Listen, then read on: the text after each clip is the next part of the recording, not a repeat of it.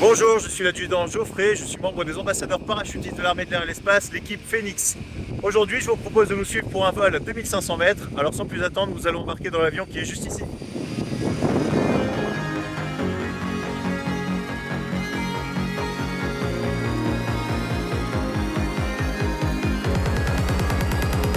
Allez, c'est parti!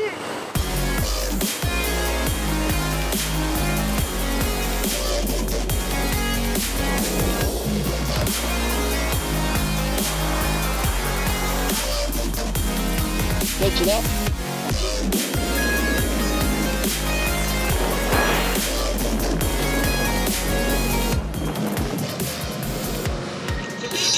L'équipe Phoenix fait partie des ambassadeurs parachutistes de l'armée de l'air. C'est une équipe de démonstration technique qui fait un lien avec les nations, notamment au travers de meetings et de manifestations aériennes, en présentant les savoir-faire qu'on a au sein des parachutistes de l'armée de l'air et de l'espace. L'équipe Phoenix est composée d'environ 24 personnes. On a une cellule de commandement, on a une cellule de coaching et on a enfin des démonstrateurs qui viennent d'à peu près toutes les bases de France, qui sont de spécialités différentes et qui sont tous passionnés par le parachutisme et qui se fédèrent autour de ces activités. Les sélections s'opèrent en général une fois par an avec une prospection qui est relativement ouverte, mais on donne des critères de sélection initiaux qui sont notamment le brevet D, 350 sauts et une certaine aisance relationnelle avec notamment du public. Les ambassadeurs parachutistes sont autorisés à sauter dans tous les lieux qui permettent une activité parachutiste. On peut très bien sauter sur un terrain privé, dans le cadre aussi d'activités soit militaires, soit de manifestations aériennes. Et on peut aussi sauter dans le cadre de cérémonies militaires, sur des zones qui sont référencées, dans lesquelles on fait une étude préalable et qui est validée par notre état-major et par les experts du domaine.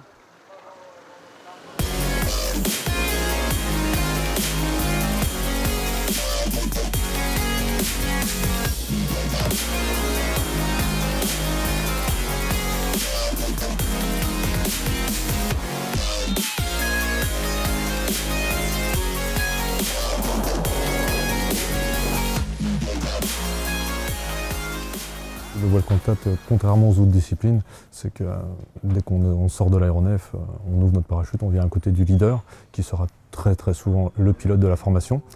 Le voile contact est l'une des disciplines du parachutisme. Ça consiste à sortir d'un aéronef à une altitude à environ 2000 à 2500 mètres. On va évoluer dans cette masse d'air avec des parachutes de tailles de voiles différentes. Et le leader, lui, va venir et va prendre les voiles, les suspendre, mettre les pieds à l'intérieur, pour faire une seule formation, une seule figure. Et c'est lui qui va définir le tempo, qui va définir l'orientation de la figure. À ses ordres, les autres coéquipiers vont le suivre pour soit ouvrir des drapeaux, soit ce sera des fumigènes.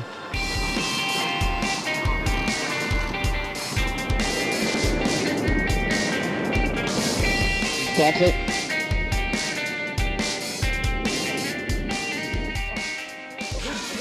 Au sein des ambassadeurs parachutistes, nous avons deux principales façons d'emmener les drapeaux.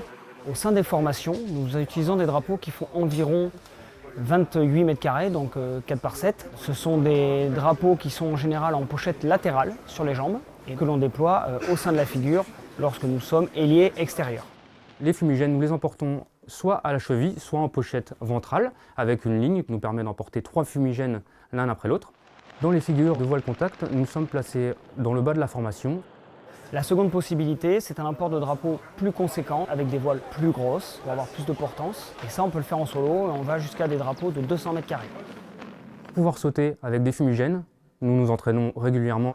On a des qualifications qu'on passe au sein de l'équipe Phoenix. Ok.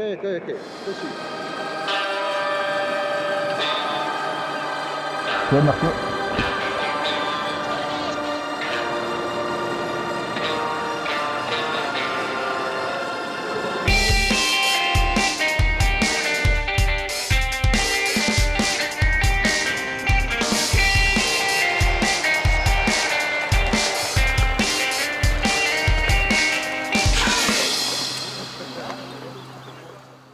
Voilà, j'espère que ça vous a plu. Je vous invite maintenant à nous retrouver sur tous les meetings. À bientôt!